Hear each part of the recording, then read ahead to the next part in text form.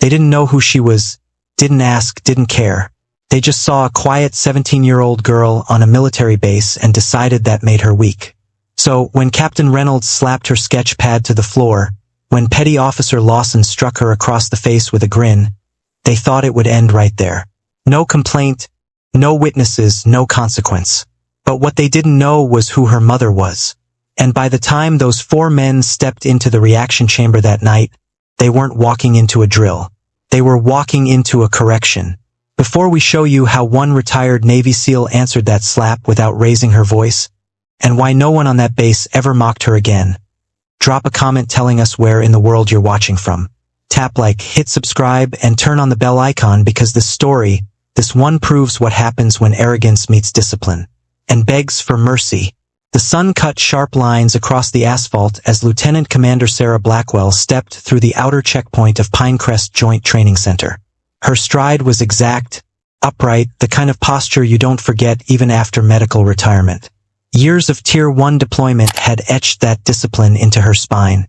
Quite literally, she still carried 3 fused vertebrae from a compression injury in Central Ramadi. What she didn't carry was permission. She never needed it.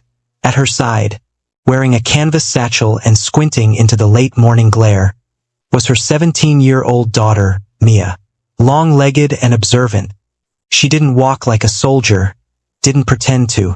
She had her mother's posture, but not her presence. At least not yet. Today wasn't for combat. It was for observation. The base had opened its gates to families and civilian affiliates for Cohesion Integration Day, a half-annual outreach designed to bridge the experiential gap between operations personnel and their loved ones. Mia had asked to come, not to play pretend, but to see what her mother still called the real world. They passed through the initial credentials booth without issue. Sarah flashed her veteran's ID and consulting clearance. The Marine at the gate straightened his back and waved her through without eye contact. Inside the East Training Quadrant, simulations were underway. Foam-marked rifles, K9 scent drills, crowd management stress tests. Mia's eyes flicked from one station to the next, curious but cautious. She didn't ask questions, just watched. Keep your distance on live drill zones, Sarah said low and calm. Stay behind any yellow tape. If someone tells you to move, move. Mia nodded. I know. They entered the field observation corridor, a series of bleachers and raised platforms built to overlook the central drills. A few civilians dotted the area. A retired Marine showing his grandson the breech door. A senior officer's wife scrolling her phone, while her husband ran a security simulation. Sarah led Mia to a raised viewing deck. From here, they could watch the vertical structure maneuver. Rope ascents, breaching sprints, fire team transitions. Sarah scanned the railings, all clear. Then she noticed them. 4 men clustered near the west-facing barrier, laughing too loud for a military space. Captain Reynolds, barrel-chested, clean-shaven, resting his boot against the railing like it was a podium. Lieutenant Grant, arms crossed, aviators on indoors. Sergeant Coleman, lean and twitchy with the look of a man always waiting for permission to bully. Petty Officer Lawson, younger, sharp-edged, laughing too hard at every punchline. They noticed Sarah, too. Reynolds gave her the once-over with open disdain.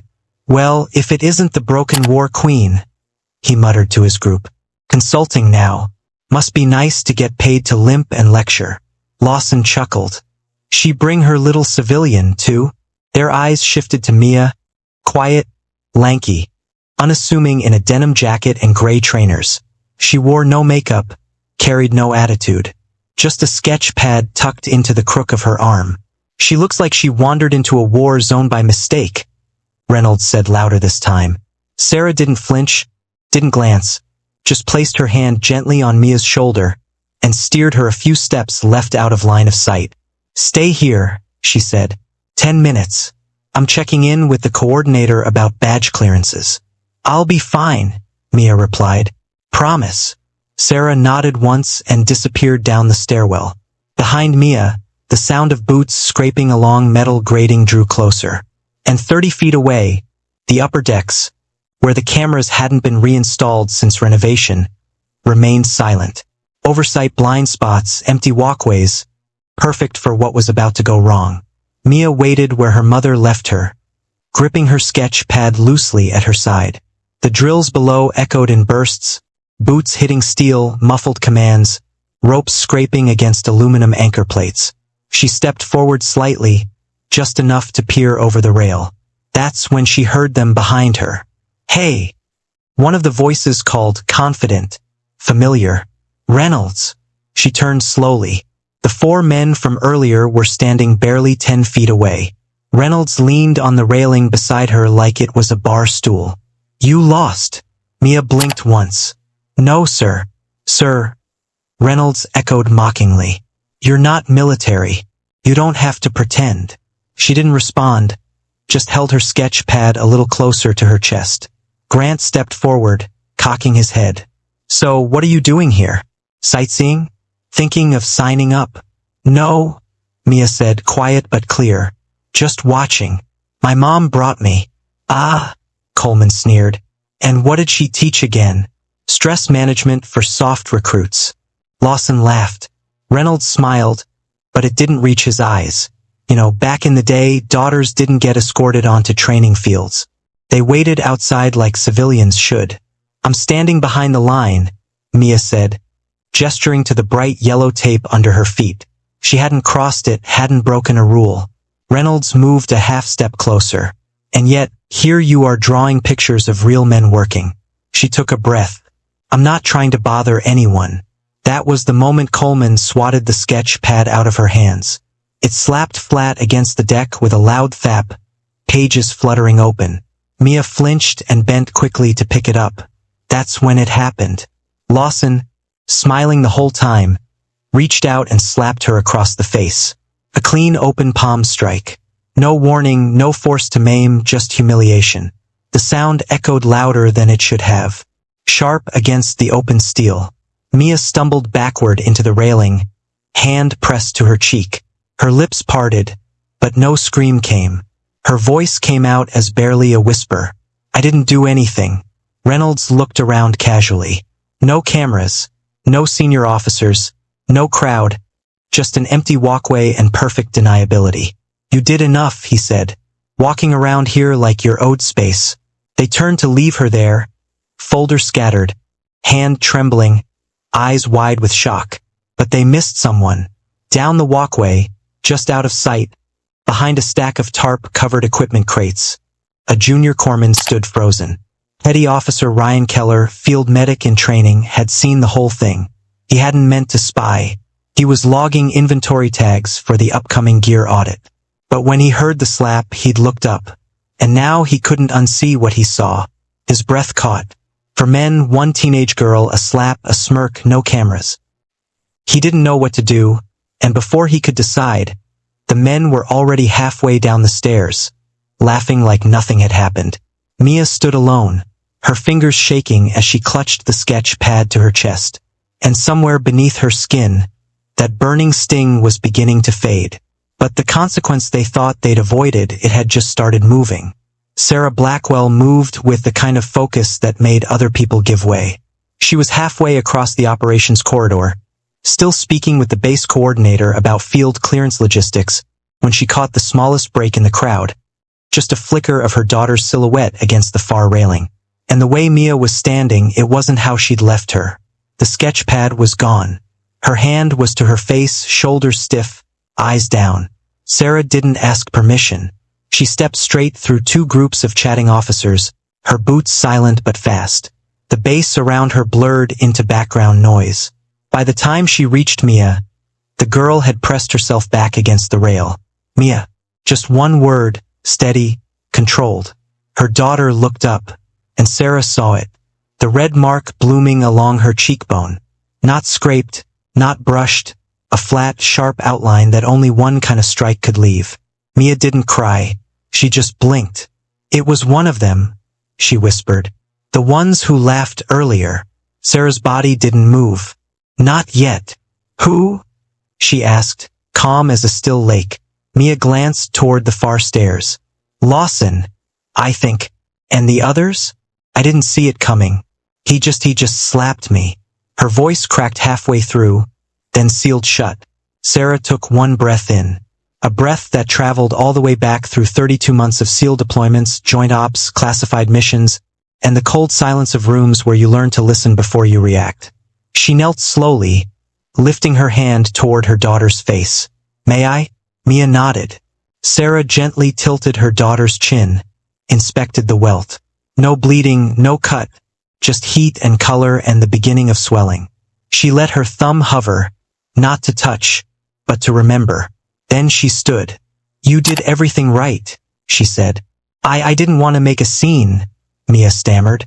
"You didn't," Sarah replied. "You stayed calm. You didn't retaliate. That's more control than most grown men show on this base." She turned to the nearby corpsman, a kid barely 20, wide-eyed and nervous. The badge on his chest read, Keller E. His gaze kept flicking between them and the corridor where the men had vanished. "Petty Officer Keller," Sarah said. He snapped upright. "Ma'am, escort my daughter to the medbay quietly. You stay with her. No deviations, no questions." "Clear." "Yes, ma'am." She handed him her consulting ID badge. "This gives you temporary corridor priority. Use it." "Yes, ma'am." Mia followed Keller without a word. As they disappeared into the side hall, Sarah turned back toward the main training floor and her posture changed. Her spine aligned perfectly, shoulders locked back, her stride, when it resumed, had no limp, no hesitation, just return. She moved past a row of enlisted logistics staff. One nodded in recognition. She didn't return it. From a floor above, muffled laughter echoed from a stairwell, the unmistakable bark of Reynolds, laughing loud enough to make sure others heard. His voice cracked through the air like a dare. "Daughter's got thin skin. Guess it runs in the family." He didn't see Sarah. Not yet. But she saw him, and the space between them wasn't empty anymore. It was loaded. By 14:30 hours, Pinecrest Joint Training Center wasn't humming. It was buzzing. Not with drills or commands or boots on steel, but with whispers. The kind that pass hand to hand like contraband in tightly wound circles. The kind that fill in the gaps when no one official says anything. Something happened to Blackwell's kid. Up on deck 4. I heard she fainted. No, she got slapped. By who? That can't be real. Who'd be dumb enough to most didn't finish the sentence because saying Reynolds' name aloud meant implicating a man with rank. Saying Blackwell's meant invoking a woman who didn't need it. Petty Officer Keller hadn't spoken to anyone, not directly, but his face said enough. When he left the medbay after checking on Mia, he looked like someone who'd just seen something his clearance didn't cover. Still, he did the one thing that mattered. He told his NCO quietly, respectfully, without emotion. "I saw the girl get struck unprovoked." His chief paused. "Who?" Keller hesitated. "Captain Reynolds and Petty Officer Lawson were both there. So were Grant and Coleman." The NCO's eyes narrowed. "You understand what you just said?" "Yes, Chief." "Did anyone else see it?" "No, Chief." "And Blackwell?" "She hasn't filed anything yet." The word yet hung in the air like a countdown. Across the quad in the command admin trailer, Sarah Blackwell signed out Training Bay Delta. The staff sergeant manning the clipboard blinked twice. That space is Tier 1 cert only, ma'am." "I know," Sarah said. "It hasn't been used in over 2 months." "I know." She slid her credentials across the desk. Not the veteran's badge, the internal protocols override slip granted to her when she joined as a consulting evaluator after retirement. A privilege almost never used. He looked down at the form. Name, Lieutenant CMDR Sarah Blackwell. Purpose Reaction Response Evaluation Drill. Participants filed separately. Time requested 2100. He swallowed. "Yes, ma'am." Sarah took the signed duplicate and stepped out into the light. Inside the main admin office, Colonel Marcus Hale leaned against a corner file cabinet, sipping bad coffee and pretending to read last month's security compliance sheet. He saw her, saw the form, saw the stillness in her step. And that's when he asked, "Everything all right?" She didn't turn toward him, just folded the paper once, slid it into her back pocket, and said, "Protocol will correct itself." That phrase. He hadn't heard it since Bahrain, not since Operation Iron Shield, where a SEAL team had been boxed in by 2 corrupt liaison officers and a misrouted drone strike. Blackwell had used the same line then, 5 hours before exposing both men mid-briefing and handing them to Naval Investigative Service. Hale didn't say another word. Outside, the base sun dipped slightly westward. Inside, the pieces were already moving. The mess hall stank of overcooked rice, burnt chicken, and the kind of cocky testosterone that only survives when nobody's challenged it yet. Captain Reynolds sat dead center, one boot up on a chair, one arm stretched along the back rest like a throne. His sleeves were rolled to the elbows, veins popping from too many push-ups and not enough humility. Across from him, Lieutenant Grant slouched low, balancing a fork full of corn against a sweating energy drink.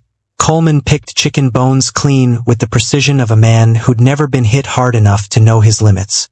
Lawson laughed at anything that sounded like a punchline, whether it was or not. She looked like she was going to cry, Reynolds said, smirking mid-chew. Red in the face, hand on her cheek like a damn drama student. She's a kid, man. Grant chuckled. Reynolds snorted. 17's old enough to learn not to act above her clearance. You see the way she looked at me? Coleman added. Like we were animals or something. Entitled little brat. Lawson grinned. She knows now. At the table behind them, 2 Air Force logistics officers quietly slid their trays aside and left. Across the aisle, a Marine corporal paused mid-bite, watching the group through narrowed eyes. He leaned toward his buddy. They picked the wrong SEAL's kid. The other man didn't reply, just swallowed hard and kept eating. Reynolds caught the glance. You hear something? Just finishing my food. The corporal muttered and stood up. More movement now. A quiet shuffle in the hall, like people distancing themselves from a blast radius they couldn't see, but could already feel coming. Reynolds took a long drink from his can and crushed it flat between one hand. Whatever. She's probably crying to her mom about sexism or some other crap. Grant leaned in, smirking. You think Blackwell will say something? Coleman grunted. She didn't even raise her voice when she showed up. Just checked her kid's face and walked off like it was a weather report. Retirement softens people, Reynolds said. She used to be all Killhouse glory. Now she's just here for the paycheck and lectures. That's when the ping hit their comms. All 4 glanced down. Notification reaction evaluation drill Bay Delta. Participants Reynolds, Grant, Coleman, Lawson. Time 2100. Authorization. Blackwell. Reynolds blinked. Wait, what? Grant snorted. This has to be a joke. No one drills that late, Lawson said. Coleman shook his head slowly. Bay Delta. That's blacked out tactical maze. Reynolds leaned back, unreadable for the first time all day. She wouldn't, but he knew she would. And across the room, a few enlisted soldiers looked at them. Not with curiosity, with pity. The path to training Bay Delta wasn't labeled. It never had been. No placard, no arrows, no instructional sign to guide visitors or newcomers. Just a reinforced hallway at the south end of Pinecrest Joint Training Center behind the drone hangars and motor pool. The kind of facility that only gets used when the stakes are private and the audience non-existent. At exactly 20:57 hours, 4 sets of boots walked in. Captain Reynolds, Lieutenant Grant, Sergeant Coleman, and Petty Officer Lawson, all in regulation fatigues. Gloves half-worn. Sleeves bunched like they expected a joke to unfold and were trying not to look nervous about it. The interior lights were already cut. Bay Delta operated under blackout protocols. Only dim red emergency bulbs lined the corners, casting harsh shadows against plywood hallways and padded breach points. It was a full close quarters environment. Movable partitions, no line of sight, minimal ventilation. Fog emitters hissed faintly from the floor grates, adding weight to the air. No music, no briefing, just silence. And at the center of the room, standing perfectly still beneath the flickering glow of a ceiling-mounted IR tracker, was Sarah Blackwell. Her uniform wasn't military issue, but it was exact. Black combat shirt rolled at the sleeves. Regulation soft gloves. No armor plating. Tactical pants cinched at the knees. No badge, no name tape, no rank, just presence. Her hair was tied back into a braid, tucked high. No jewelry, no watch. Her hands rested behind her back, fingers interlocked, legs shoulder-width apart. When she spoke, it wasn't loud, but it didn't need to be. This is a Tier 1 reaction certification environment. She said, "There are no instructors, no supervisors, and no resets. You will not receive a briefing. You will not be told when the drill begins." The men stood awkwardly in formation, glancing at one another. Reynolds chuckled under his breath. "This is dramatic." Sarah's eyes flicked to him once. No reaction, just continued. "Infrared tags will log all contact. No live weapons. No headshot. Center mass body strikes only. Escape attempts result in disqualification. Injuries are logged. Debrief is immediate." Coleman raised a hand mockingly. "What's the point of this, Commander?" She tilted her head slowly. "To assess whether your reaction time matches your rank." Grant leaned toward Lawson. "She's serious." Reynolds rolled his neck. "You gonna teach us resiliency again?" Bit late for a slideshow. No response. Sarah turned toward the nearest wall, tapped her earpiece once. "Tower, confirm system green." Above, in the observation room, Colonel Marcus Hale keyed the mic. "All systems green. Recording live. Grid sensors hot." Sarah nodded once. Her voice came quiet, deliberate. "Scenario starts when I move." Then she took one step backward into the shadows and disappeared. No bell, no siren, no simulated explosion. Just darkness, stillness, and four men standing in the red glow of their own arrogance. Reynolds frowned. "She's hiding. Or watching," Grant muttered. The walls around them seemed to breathe. Fog hissed faintly. Footsteps echoed from nowhere. The kind of silence that didn't feel empty, only loaded. Coleman gripped his dummy rifle tighter. "We split." Reynolds nodded. "Two forward, two loop. She wants to play games. Let's make her run." But she wasn't running. She was waiting. And somewhere inside that labyrinth of angles and compressed air, the reckoning had already begun. Lieutenant Grant was the first to go down. He didn't even realize he'd stepped into the funnel. A blind corner just wide enough for one man, just narrow enough to block peripheral vision. He turned left, sweeping low, when a black-gloved hand caught his rifle strap from behind and yanked him off balance. He hit the mat hard. Air punched out of his lungs before he could even grunt. Then came the twist. A pressure lock behind the jawline. Thumb and middle finger pressed against the mandibular nerve, freezing every muscle in his face. He couldn't speak, couldn't breathe. A voice whispered in the dark. Grant neutralized. Then silence. From the observation tower, Colonel Marcus Hale leaned forward in his chair. The infrared tags logged to the contact. Time-stamped clean hold. No excess force. Below. Reynolds jerked his head toward the corridor. "Grant." No answer. Lawson turned. "Where the hell is he?" That's when the lights dimmed further. The red glow bled into a darker crimson. A new fog pattern hissed from the left vents. Denser, colder. They were being herded. Coleman led the next breach through a steel frame threshold that opened into a triangular room. Too many blind spots. No overhead clearance, but he was too stubborn to call retreat. "Stay on me," he snapped. Lawson followed close. Reynolds held the rear. Coleman rounded the first turn, heard a shuffle, spun nothing. Then a sudden snap echoed behind them. Lawson turned just in time to see a silhouette drop from the elevated beam above. She landed like a shadow, both feet braced, hands already in motion. Lawson swung instinctively, but she redirected his elbow, shifted her weight, and drove his body shoulder first into the padded corner wall. He groaned, tried to roll. Sarah was already on him, knee to his hip, left hand pinning his wrist, right hand pressing lightly behind his ear where the equilibrium sits. He stopped moving. Lawson neutralized. Coleman cursed. "Where is she?" No answer, only Reynolds's breath tightening behind him. "Hold your flank," Reynolds muttered. But Coleman didn't. He spun too fast, stepped into the open, and that's when she caught him. Her hand slid beneath his arm across his chest, and used his own weight against him. The move wasn't elegant, it was deliberate. He stumbled sideways into a padded floor section, landing with a jolt. She didn't even strike him, just pivoted his wrist until his body stopped resisting. He wheezed. Coleman neutralized. In the tower, Hale let out a slow breath. The tech beside him just said, "Sir, she's not even winded." He was right. Sarah Blackwell moved like she had time. Like every corner of the room was hers. Like gravity had different rules when she was inside the perimeter.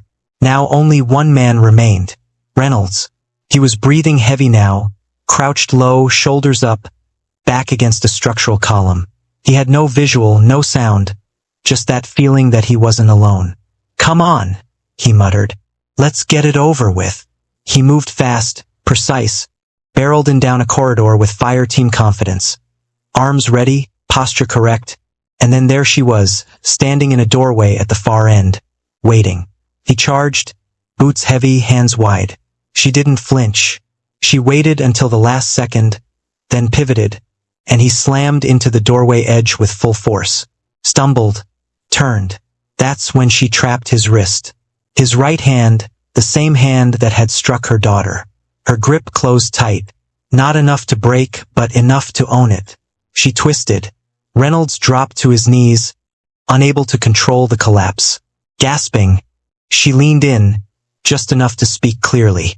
"You strike a child again, and nothing on this base will outrank what follows." He didn't reply. He couldn't. Reynolds neutralized. Infrared logged it. Footage captured every frame. Sarah stepped over him, not looking back. The maze door hissed open as she walked through it. Shoulders steady, breath even, face unreadable. Behind her, Reynolds collapsed against the wall, eyes wide and vacant. In the tower, Colonel Marcus Hale keyed his mic scenario complete. "Begin extraction. Prep footage for review." Down below, no one cheered. No one clapped. That wasn't what this was. This was correction, and it had just been completed. Clean, clinical, and unforgettable. The review room smelled like varnish and recycled air. More courtroom than war room. No padded floors, no training mats, just hardwood trim, flat fluorescent lighting, and 4 chairs placed far enough apart to feel isolating. At the head of the table sat Colonel Marcus Hale, dress blues pressed, expression locked in neutral. To his right, Commander Rebecca Layton, Senior JAG, oversight for ethics and conduct. Beside her, Master Chief Garvey, non-voting presence from base operations, no smiles, no chatter. Across from them sat Lieutenant Commander Sarah Blackwell, spine straight, sleeves rolled, no makeup, no fanfare. 3 chairs down, Captain Reynolds, Lieutenant Grant, Sergeant Coleman, and Petty Officer Lawson looked like 4 different kinds of damage. Reynolds's wrist was wrapped, his hand still red from contact strain. Coleman couldn't stop bouncing his leg. Lawson avoided eye contact. Grant wore sunglasses inside. No one asked why. Colonel Marcus Hale opened the session with no introduction. This review is convened under Article 129A, Use of Force Against Non-Combatants, and Article 147B, Physical Misconduct towards Civilian Guests. The room was silent. Evidence includes infrared tagged footage from Bay Delta observation logs, recorded scenario timestamps, and 3 corroborating witness statements, including a medical officer and enlisted staff. He looked directly at Reynolds. "You may speak first or not." Reynolds shifted in his chair, clearing his throat. "There's been a misunderstanding, sir. What happened on Deck 4 wasn't." Commander Lauren Mitchell cut him off, flipping a folder open. "We have medbay imaging of the welt on the girl's face timestamped within 15 minutes of Petty Officer Keller's statement. Her cheek was red and beginning to swell, identical to a strike mark." Reynolds hesitated. It wasn't look, emotions were high. Maybe it was a disciplinary tap. She was out of line. She was behind the civilian line. Mitchell said flatly. She followed protocol. She was silent. "You, on the other hand, had no authority to engage," Grant interjected. "We thought it was a drill, ma'am. One of those behavioral modules. Was anyone issued a script?" Hale asked. "No, sir." "Was anyone briefed?" "No, sir." "Did she ever raise her voice? Threaten you? Challenge your rank?" "No, sir." A long pause. Coleman finally spoke. "We got cocky." No one filled the silence after that. Mitchell turned to Sarah. Commander Blackwell, you've declined to submit a formal complaint. Is that correct? Yes, ma'am. Why?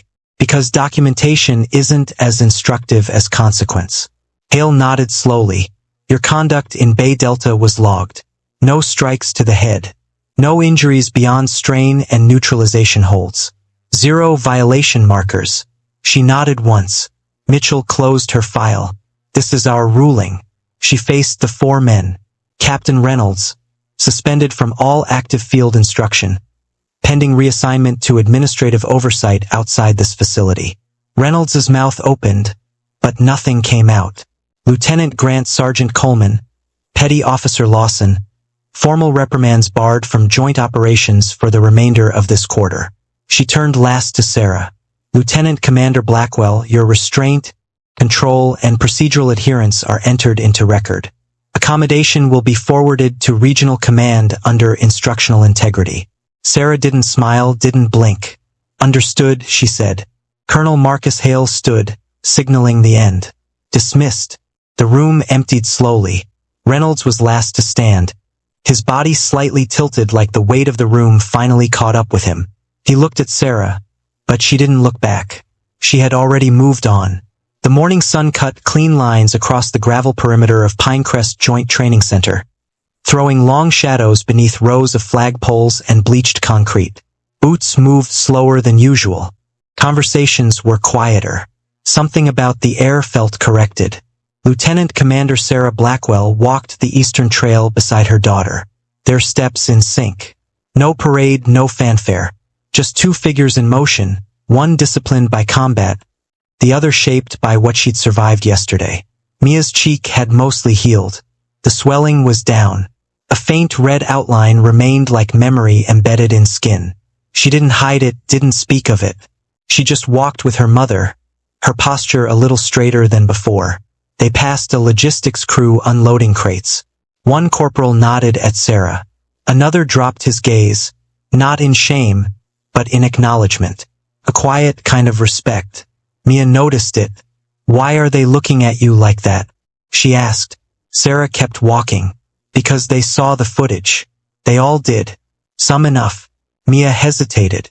Did they say sorry? The men who Sarah exhaled slowly through her nose. Not a sigh, just release. They said enough. They turned the corner past the admin block, heading toward the vehicle gate. The outer fencing buzzed faintly with electric hum. Beyond it, the lot held half a dozen trucks and outbound transports. That's where Reynolds stood in full dress uniform, clean-shaven, shoulders not quite squared. He held a duffel bag by the handle, not slung over the shoulder like a man heading into fieldwork, but gripped like someone waiting to be told where to go next. His orders were tucked into a plastic sleeve under his arm, eyes locked on the pavement. He didn't look up when Sarah passed, didn't flinch, didn't speak. Mia glanced sideways. Sarah didn't say a word. No nod, no cold stare, no judgment. He wasn't owed it. Outside the instructor wing, 2 fresh candidates waited by a roster board. Young, eager, new boots not yet scuffed. They didn't know the full story, just fragments. But they stepped aside when Sarah approached, eyes drawn to her with a kind of reverence reserved for people whose reputations were earned, not assigned. She crossed off the 700 reaction field drill with a single pen stroke. Done. No announcement, no briefing, just presence. She turned back toward the gate. Mia fell in beside her. As they stepped out into the clean morning light, a technician walking past offered a sharp, instinctive, "Ma'am," followed by a nod to Mia. She returned it, small, quiet, but direct. For the first time since yesterday, the world felt normal again, except now it listened differently. Would you have stayed that calm if someone slapped your child on a military base? Do you think military discipline hits harder when it's silent? Drop your answers in the comments. I read every single one. If the story reminded you what real strength looks like, tap that like button. Make sure you're subscribed with the bell icon turned on. We upload here every single day. And don't forget to share this video with someone who still thinks silence means surrender. Your next mission's already on your screen. Go watch it now, and I'll see you tomorrow. Same time, same place.